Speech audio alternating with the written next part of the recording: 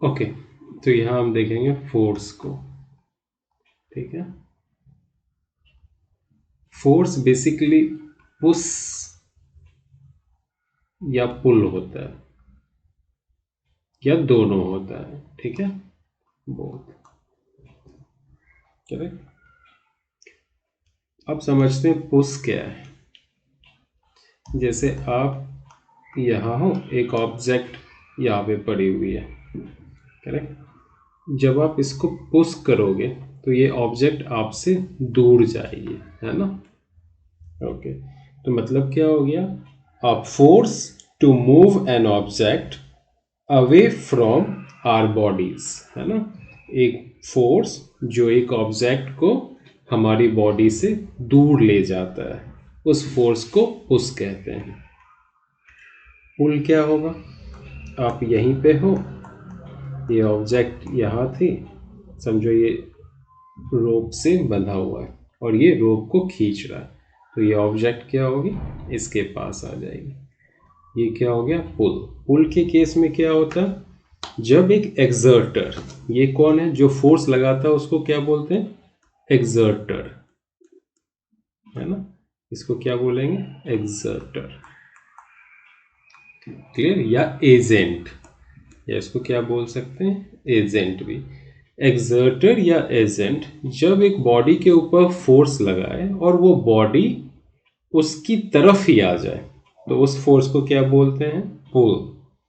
तो क्या बोलेंगे पुल को, a pull is when we apply a force to move an object towards our body. Correct. Basically force करता क्या, समझो अगर ये एक बॉडी रेस्ट में है और इसके ऊपर फोर्स लगा दे, तो ये बॉडी क्या होगी, या तो मोशन में आ जाएगी, है ना, या इस फोर्स की कोशिश होगी कि इस बॉडी को मोशंस में लाए, या तो एक्चुअली में आ जाएगी या ट्राई करेगी, उसकी टेंडेंसी होगी कि वो मोशन में आ जाए। अगर ये बॉडी ऑलरेडी मोशन में है ना, तो एक फोर्स इसको रेस्ट में ला सकती है या कोशिश करेगी कि इसको रेस्ट में लेके आए। करेक्ट। फोर्स को हम लोग देख पाते हैं क्या, बिल्कुल नहीं। फोर्स को हम नहीं देख पाते, सिर्फ उसे महसूस कर पाते हैं। उसकी इफेक्ट को हम लोग क्या करते हैं, महसूस कर पाते हैं। अब कुछ एग्जाम्पल देखेंगे जहां पे पुश और पुल एक साथ एक्ट कर रहा होता है। तो आप देखो, ये क्या है, ब्लैक बोर्ड है और हाथ में ये डस्टर है समझो, और ब्लैक बोर्ड को रब करना है, तो हम क्या करते हैं, इसको पुश भी करते हैं फिर पुल भी करते हैं, दोनों कंबाइंडली कर रहे होते हैं। इसी तरह जब बोट, अगर ये समझो रिवर है, इसके ऊपर एक बोट है और बोट को रो कर रहे हैं, चप्पू चला रहे हैं, तो यहाँ क्या होता है, पुश और पुल दोनों चल रही होती है साथ में, तो इसको क्या बोलते हैं, rowing, rowing of a boat. ठीक है, इसके केस में क्या होता है, पुश और पुल साथ में चल रही होते हैं। फिर आ जाओ, जब आप गिटार प्ले कर रहे होते हो, है ना, गिटार की शेप कुछ इस तरह की है। करेक्ट, ये स्ट्रिंग्स हैं गिटार के।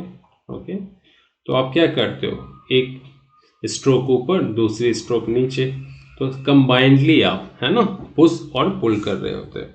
तो जब आप गिटार पर प्ले कर रहे होते हो, यानी प्लेइंग अ गिटार किसका एग्जाम्पल है, combination of push and pull. Rowing a boat किसका एग्जाम्पल है, combination of push and pull. अब हम देखेंगे effects of forces, effects of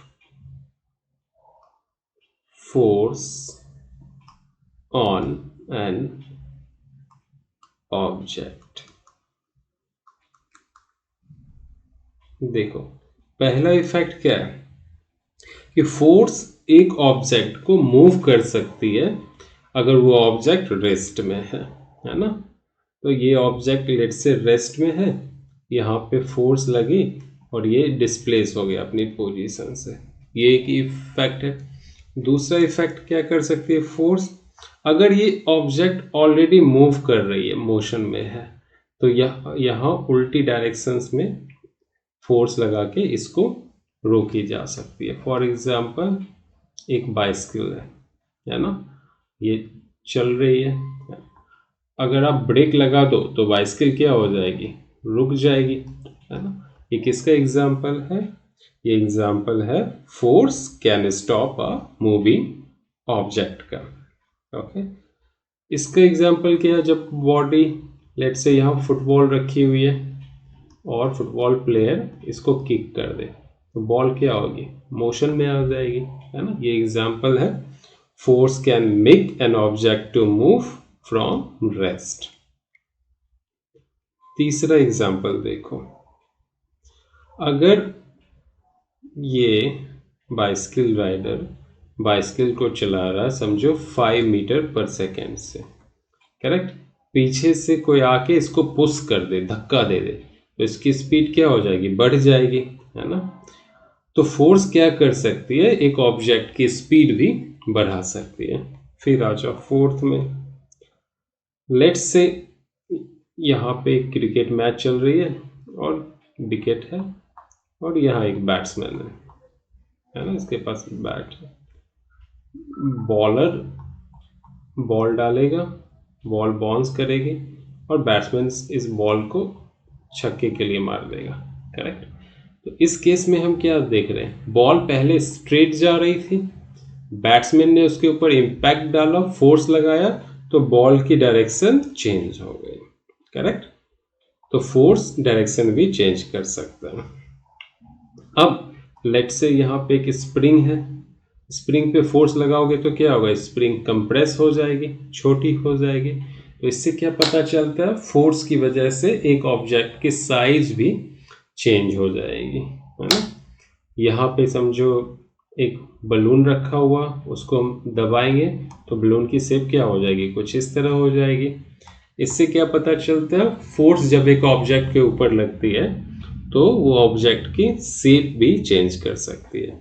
तो फोर्स क्या क्या कर सकती है, फोर्स अगर बॉडी रेस्ट में है तो उसको मोशन में ला सकती है, अगर बॉडी मोशन में है तो उसको रेस्ट में ला सकती है, अगर बॉडी एक स्पीड से जा रही है तो उसकी स्पीड इंक्रीज या डिक्रीज कर सकती है, एक ऑब्जेक्ट की डायरेक्शन चेंज कर सकती है, एक ऑब्जेक्ट की शेप और साइज भी चेंज कर सकती है। तो ये सारे क्या हैं, इफेक्ट्स ऑफ फोर्सेस। अब आते हैं टाइप्स ऑफ फोर्सेस। देखो फोर्स की दो टाइप्स होती है, कांटेक्ट फोर्स या non contact force. Contact force में दो बॉडी क्या होते हैं, कांटेक्ट में होते हैं। नॉन कांटेक्ट फोर्स में बॉडी कांटेक्ट में नहीं होती। जैसे यहाँ ये बॉडी ए बॉडी बी के ऊपर फोर्स लगा रहा, दोनों बॉडी क्या है, कांटेक्ट में फिजिकली। यहाँ देखो क्या हो रहा है, ये अर्थ है, यहाँ एक पत्थर गिर रही है, अर्थ पत्थर को अपनी तरफ खींच रहा है, किस फोर्स से, ग्रेविटेशनल फोर्स से, लेकिन इन दोनों के बीच में गैप है, ये दोनों क्या है, कांटेक्ट में नहीं है। तो ग्रेविटेशनल फोर्स किसका एग्जाम्पल हो गया, नॉन कांटेक्ट फोर्स का। ऐसा ही एग्जाम्पल है, यहाँ एक मैग्नेट है, यहाँ एक दूसरी मैग्नेट है, ये नॉर्थ, ये साउथ पोल, ये साउथ पोल, ये नॉर्थ पोल। तो दो ऑपोजिट पोल क्या करते हैं, एक दूसरे को अट्रैक्ट करते हैं और दोनों मैग्नेट क्या हो जाएगी, चिपक जाएगी, है ना, इस तरह से। तो मैग्नेटिक फोर्स भी कैसे फोर्स हो गई, नॉन कांटेक्ट फोर्स। अब आ जाओ इलेक्ट्रोस्टैटिक फोर्स। देखो यहाँ एक प्लास्टिक है जो कि चार्ज्ड है और यहाँ कुछ पेपर बीट्स रखे हुए हैं, तो पेपर क्या होगी, प्लास्टिक की तरफ अट्रैक्ट हो जाएगी, लेकिन ये दोनों चिपके हुए तो नहीं है, ये प्लास्टिक और ये पेपर बिट्स, ये दोनों के बीच में क्या है, गैप है, सेपरेशंस है, लेकिन फिर भी प्लास्टिक पेपर बिट्स जो है वो प्लास्टिक की तरफ अट्रैक्ट हो जाती है ना। तो ये किस फोर्स का एग्जाम्पल है? Non contact force. तो ग्रेविटेशनल फोर्स, मैग्नेटिक फोर्स और इलेक्ट्रोस्टैटिक फोर्स किसके एग्जाम्पल हो गए? नॉन कॉन्टैक्ट फोर्स के। अब आ जाओ कॉन्टैक्ट फोर्स। अगर हम ह्यूमन बीइंग किसी चीज को पुश कर रहा है तो किस फोर्स से पुश करता है? मस्क्यूलर फोर्स से, है ना। और ये किसका एग्जाम्पल हो गया? कॉन्टैक्ट फोर्स का, करेक्ट। फिर आ जाओ, अगर ये ऑब्जेक्ट है और इस सरफेस पे रखी हुई है, अगर हम इसको पुश करेंगे तो friction opposite to the motion लगती है। तो फ्रिक्शन कब लगती है? जब दो बॉडी कांटेक्ट में है। तो फोर्स ऑफ फ्रिक्शंस क्या हो गई? कांटेक्ट फोर्स के एग्जांपल हो गए। इसी तरह यहाँ वाटर है, एक बॉडी रखी हुई है और इस बॉडी के ऊपर वाटर बायंट फोर्स लगा रही है। ये किसका एग्जांपल हो गया? ये हो गया कांटेक्ट फोर्स का एग्जांपल। अब देखते हैं सबसे पहले फ्रिक्शन फोर्स। फ्रिक्शन को, ये ग्राउंड है, एक बॉल आपने रोल कर दिया तो ये बॉल आगे जाएगी और जाते जाते एक टाइम ऐसा आएगा ये रुक जाएगी। यहाँ समझो इसके पास कुछ स्पीड है 15 मीटर पर सेकेंड, तो ये कम होकर कितनी हो जाएगी? 10 हो जाएगी। ये फिर 8 हो जाएगी, फिर कम होते होते यहाँ लेट्स से 3 हो गई और यहाँ 0 मीटर पर सेकेंड, मतलब रुक गए। ऐसा क्यों होता है? क्योंकि ग्राउंड और बॉल के बीच में रबिंग होती है, फ्रिक्शन होता है और इसकी वजह से बॉल की स्पीड कम होती जाती है। यहाँ फ्रिक्शंस क्या करता है? बॉल की मोशन को अपोज करता है। हर जगह क्या हो रहा है? अपोज कर रहा है, अपोज कर रहा है। ओके, एक टाइम ऐसा आता है कि बॉल की स्पीड इतनी कम हो जाती है कि वो मूव ही नहीं कर पाती है, करेक्ट। तो जब एक बॉल रोल कर रहा है ग्राउंड के ऊपर, वो ग्रेजुअली क्या हो जाएगी? कम स्पीड कम होते होते रेस्ट में चली जाएगी। किस फोर्स की वजह से? फोर्स ऑफ फ्रिक्शन की वजह से। अभी सेम होगा, अगर समझो ये रोड है और ये साइकिल है। आप जब तक पैडल करते रहते हो साइकिल यूनिफॉर्म स्पीड से जा रही होती है। जैसे ही पैडल करना छोड़ते हो तो ग्रेजुअली क्या होती है? साइकिल रेस्ट में आ जाती है, स्लो डाउन होते होते। किस फोर्स की वजह से? फोर्स ऑफ फ्रिक्शन की वजह से। अब हम देखते हैं मैग्नेटिक फोर्स को। मैग्नेटिक फोर्स को, मैग्नेटिक फोर्स, मैग्नेट जो होता है ना, वो मैग्नेटिक मटेरियल के ऊपर, किसके ऊपर? मैग्नेटिक मटेरियल के ऊपर अट्रैक्टिव फोर्स लगाता है, ठीक है। उसी को क्या बोलते हैं? Magnetic force. और मैग्नेटिक मटेरियल्स क्या हैं? जैसे कोबाल्ट हो गई, आयरन हो गई, निकेल हो गई, ये सारे क्या है? मैग्नेटिक मटेरियल है जो मैग्नेट की तरफ अट्रैक्ट होते हैं। सिमिलरली हमें डील करना है इलेक्ट्रोस्टैटिक फोर्स को। देखो इलेक्ट्रोस्टैटिक फोर्स ये क्या होगा? यहाँ पे एक बॉडी है जो कि चार्ज्ड है, इलेक्ट्रिकली चार्ज्ड बॉडी है, ठीक है। और यहाँ एक बॉडी है जो समझो ये पॉजिटिवली चार्ज है, ये क्या है? Negatively charged, correct. और यहाँ एक बॉडी है वो पॉजिटिवली चार्ज्ड है। तो ये जो चार्ज्ड बॉडी है ये क्या करेगी? इसको अट्रैक्ट कर लेगी और इसको रिपेल करेगी, ओके। तो जो अनलाइक चार्ज्ड होते हैं वो एक दूसरे को क्या करते हैं? अट्रैक्ट करते हैं, और लाइक चार्ज यानी पॉजिटिव को रिपेल करेगी, करेक्ट। ये जो चार्ज्ड बॉडी है ना, ओके, ये न्यूट्रल बॉडी को भी अट्रैक्ट कर सकती है, ठीक है। तो जो इलेक्ट्रोस्टैटिक फोर्स है वो दो बॉडी के बीच में लगती है। एक बॉडी तो गारंटी है कि चार्ज्ड होना चाहिए और दूसरी बॉडी चार्ज हो भी सकती है, नहीं भी हो सकती है, करेक्ट। इसका एग्जांपल सेम, लेट्स से यहाँ पे एक प्लास्टिक है जो कि चार्ज है, यहाँ पेपर की पीस रखी हुई है। तो जब प्लास्टिक को पेपर के पीस के करीब लेके आएंगे तो पेपर की जो पीस है जंप कर जाएगी प्लास्टिक की तरफ। अब हम देखेंगे ग्रेविटेशनल फोर्स। ग्रेविटेशनल फोर्स, यहाँ देखो दुनिया में कोई भी दो बॉडी है ना, ये m1 और ये m2, दोनों बॉडी एक दूसरे को अट्रैक्ट करते हैं, यानी m1 जो है वो m2 को अट्रैक्ट करेगी और m2 जो है m1 को अट्रैक्ट करेगी सेम फोर्स से। अगर ये F फोर्स से अट्रैक्ट कर रही है तो ये भी F फोर्स से ही करेगा। तो यहाँ देखो ये अर्थ है और ये छोटा सा पत्थर है ना, छोटा सा पत्थर को m1, अर्थ को m2 कहते हैं।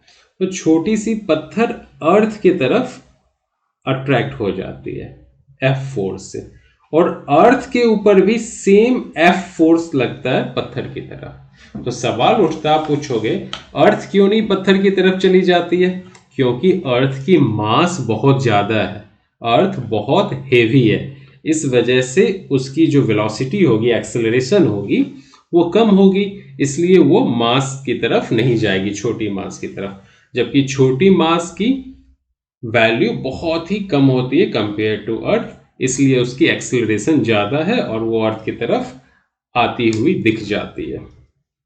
तो क्या क्या एग्जाम्पल है ग्रेविटेशनल फोर्स का? देखो, अगर अर्थ के रिस्पेक्ट में देखें, ग्रेविटी के रिस्पेक्ट में देखें, तो किसी भी चीज को ऊपर फेंको तो वो नीचे की तरफ फॉल करती है। अगर यहाँ पे प्लांट है तो उससे फ्रूट क्या होगी? नीचे गिरेगी, करेक्ट। झरने से पानी किधर गिरती है? नीचे गिरती है।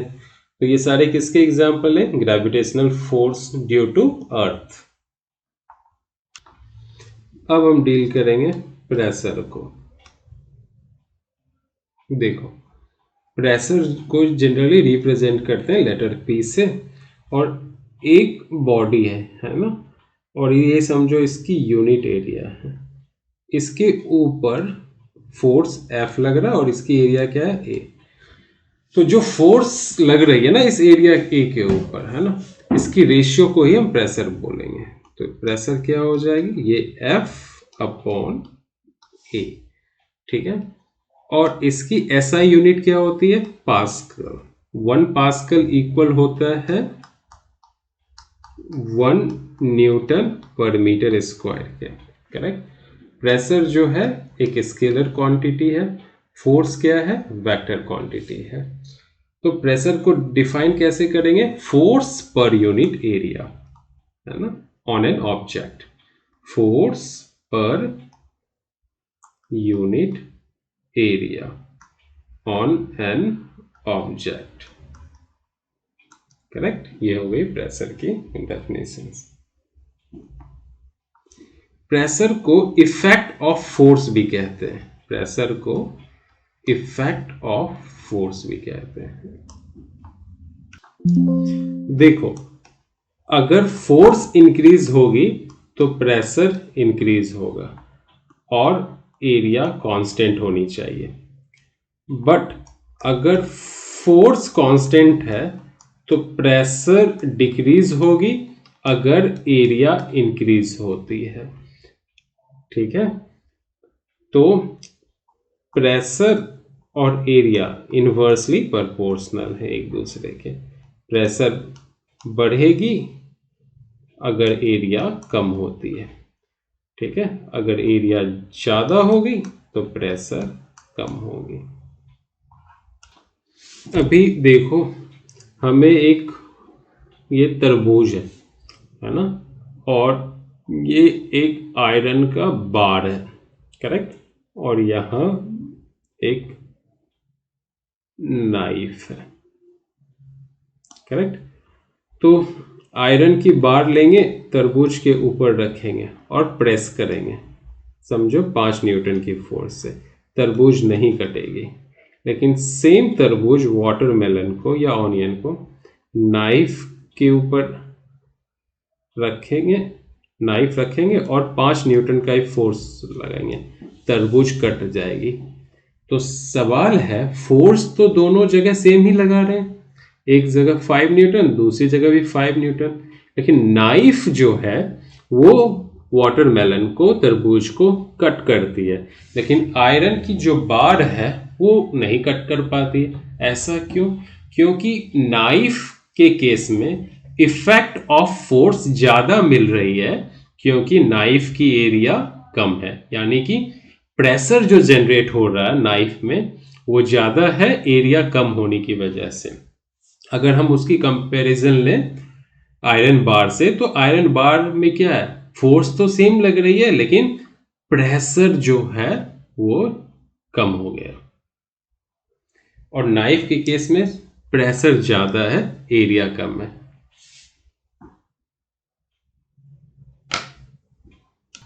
अभी आप एक केस देखो, एक ईंट है, ब्रिक है, ब्रिक को हम ऐसे रखें या ऐसे रखें, ब्रिक तो ब्रिक ही है, इसकी वेट क्या होगी, सेम होगी, लेकिन प्रेशर किस केस में ज़्यादा होगा, पहले वाले के केस में।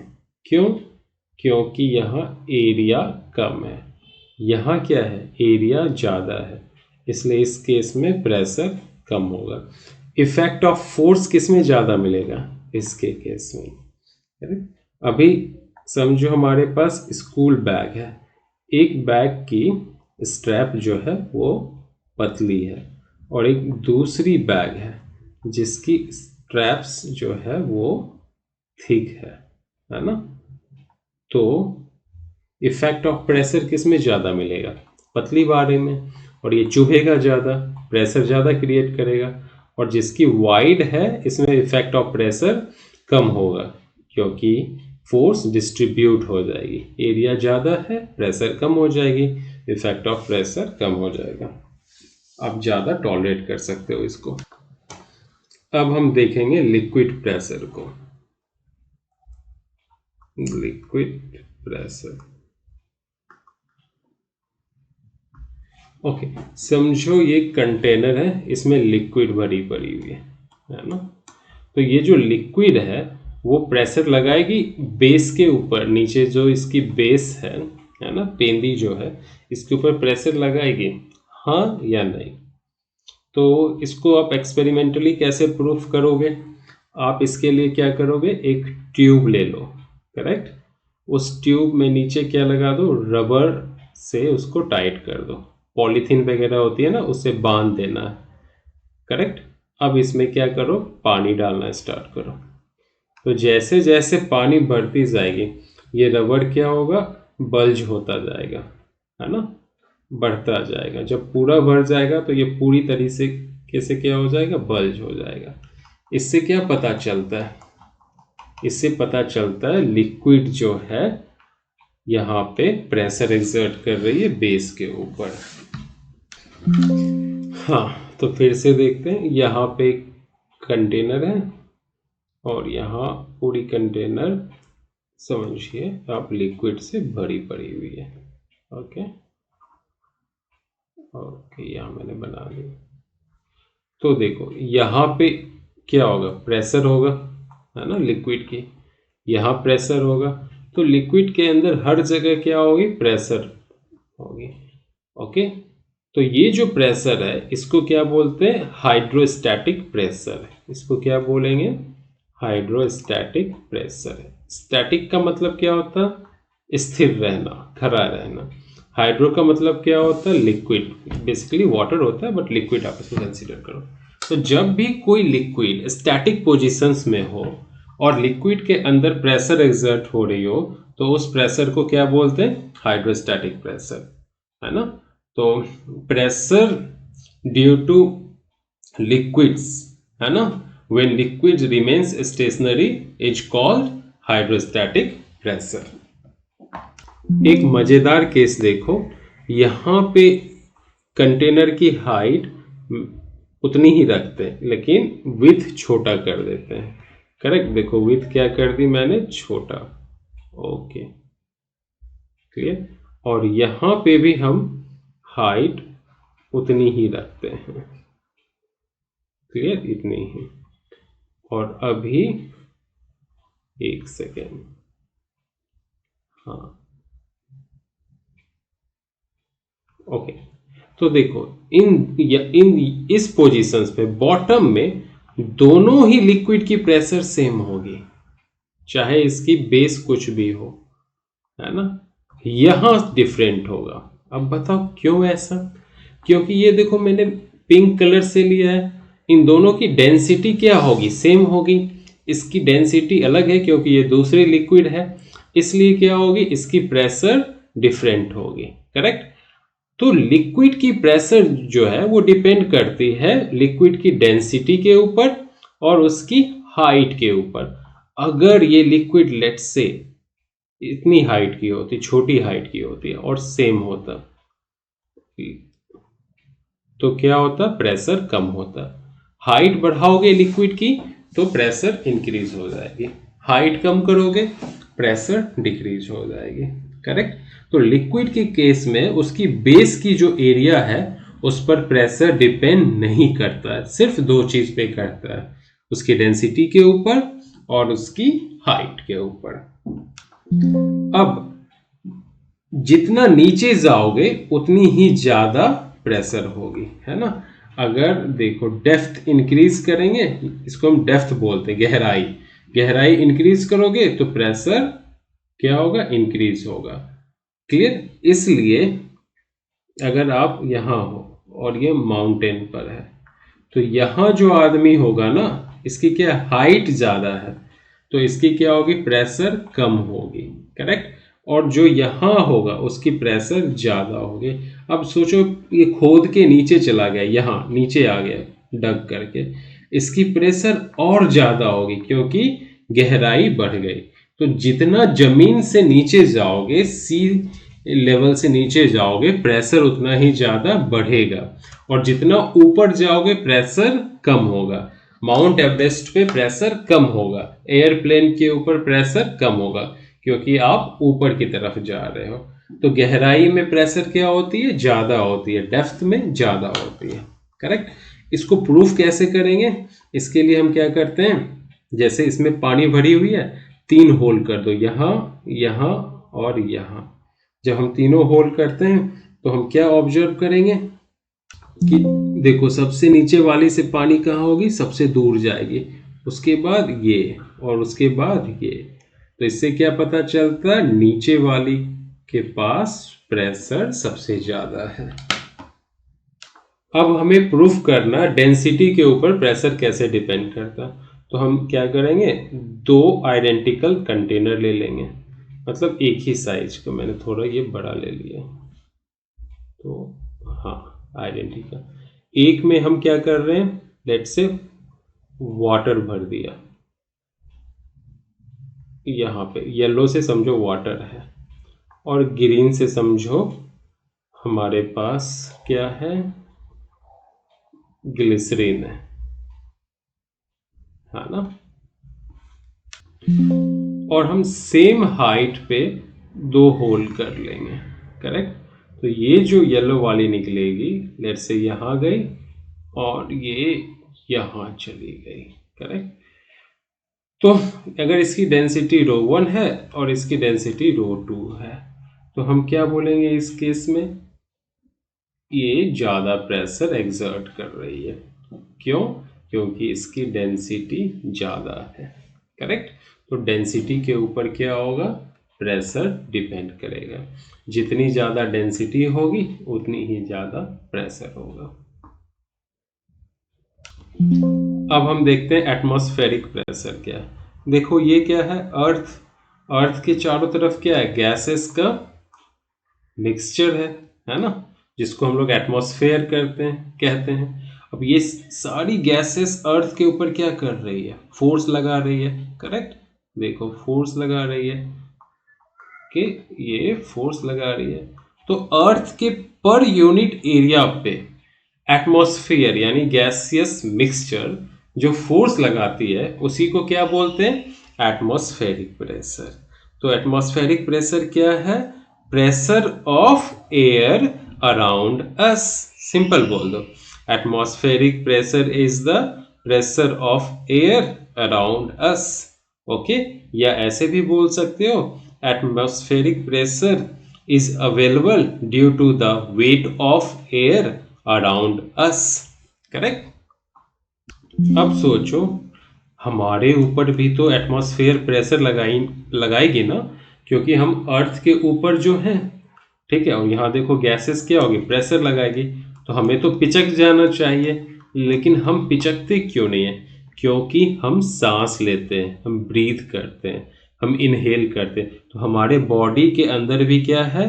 गैसियस मिक्सचर है, जो कि अंदर से बैलेंस करता है बाहर की एयर प्रेशर को, एटमॉस्फेरिक प्रेशर को। ठीक है, तो इसको क्या बोलोगे? The pressure inside our bodies is almost the same as the external pressure and so balances it.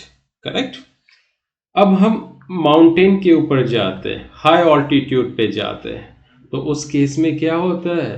हम बाहर की एटमॉस्फेयर की प्रेशर कम होती है और हमारे अंदर की प्रेशर क्या होता है? ज़्यादा होता है। करेक्ट? तो हमारी वेन्स यानी हमारी ब्लड प्रेशर इतनी ज़्यादा होती है कि वो फट सकती है और बाहर आ सकती है। करेक्ट? यही मेन रीज़न यही है जिसकी वजह से स्पेस सूट बनाई गई है, क्योंकि स्पेस में एयर होते नहीं है और हमारे बॉडी के अंदर एयर है, तो हमारी बॉडी के अंदर क्या होगी? प्रेशर ज़्यादा होगी, ब्लड प्रेशर ज़्यादा होगी और हम फट जाएंगे। तो इससे बचने के लिए हम स्पेस सूट पहनते हैं जिसमें एटमॉस्फेरिक प्रेशर मेंटेन होती है, रेदर स्पेस में एटमॉस्फेयर ना हो तो भी। इसका ठीक उल्टा अगर हम वाटर में जाते हैं, सी डाइव करते हैं, स्कूबा डाइव करते हैं, तो क्या होता है? पानी के अंदर गहराई पे प्रेशर ज़्यादा होता है और हमारे बॉडी के अंदर प्रेशर कम होता है, तो वो हमें क्या करती है? वो हमें स्क्वीज कर देती है। ठीक है, प्रेशर हमें क्या करती है? स्क्वीज कर देती है।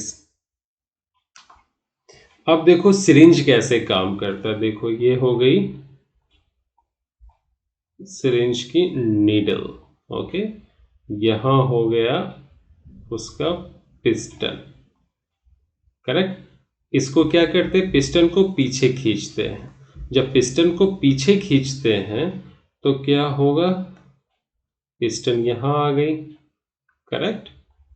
और सीरीज की एरिया वॉल्यूम क्या हो गई? इंक्रीज हो गई।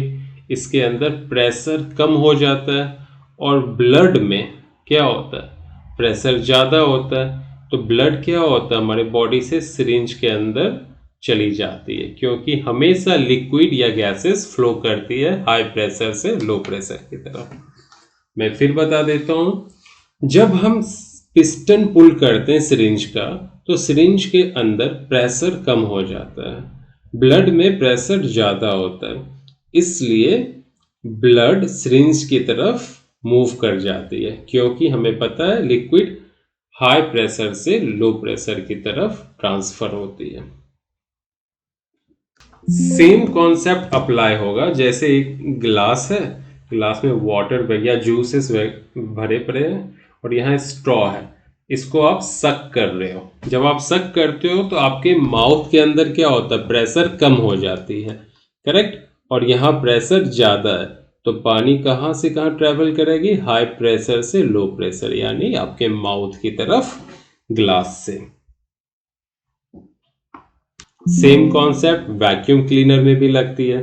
वैक्यूम क्लीनर के जो बॉक्स है उसकी प्रेशर कम होती है और बाहर की एटमॉस्फेरिक प्रेशर ज़्यादा है, इसलिए जितने भी डस्ट पार्टिकल्स वगैरह हैं वैक्यूम क्लीनर के अंदर सक होके चले जाते हैं। अब देखो एक डिवाइस है जिसको बोलते हैं बैरोमीटर, है ना? बैरोमीटर किस चीज़ को मेजर करती है? प्रेशर को, एटमॉस्फेरिक प्रेशर को, एटमॉस्फेरिक प्रेशर को। फोर्स की एसआई यूनिट क्या होती है? न्यूटन। प्रेशर की क्या होती है? न्यूटन पर मीटर स्क्वायर या पास्कल। फोर्स क्या है? एक वेक्टर क्वांटिटी। प्रेशर क्या है? एक स्केलर क्वांटिटी। लास्ट, आप कैसे प्रूफ करोगे एटमॉस्फेरिक प्रेशर को? तो हम क्या करेंगे, एक गिलास लेंगे, गिलास में वाटर भर देंगे पूरा, करेक्ट, और इसको पलटाएंगे तो सारी की सारी पानी क्या होगी? नीचे गिर जाएगी। अब क्या करेंगे, फिर से ये ग्लास लेंगे, इसमें पानी भरेंगे और इसके ऊपर एक पोस्ट कार्ड डाल देंगे, कार्ड डाल देंगे और फिर ग्लास को क्या करेंगे? पलटेंगे, तो ग्लास कैसी हो जाएगी? कुछ इस तरह, कार्ड नीचे हम देखते पानी नहीं गिरती है।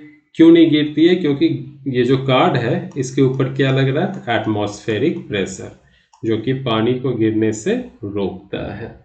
इससे पता चल जाएगा कि एटमॉस्फेरिक प्रेशर एग्जिस्ट कर रही है। That's it.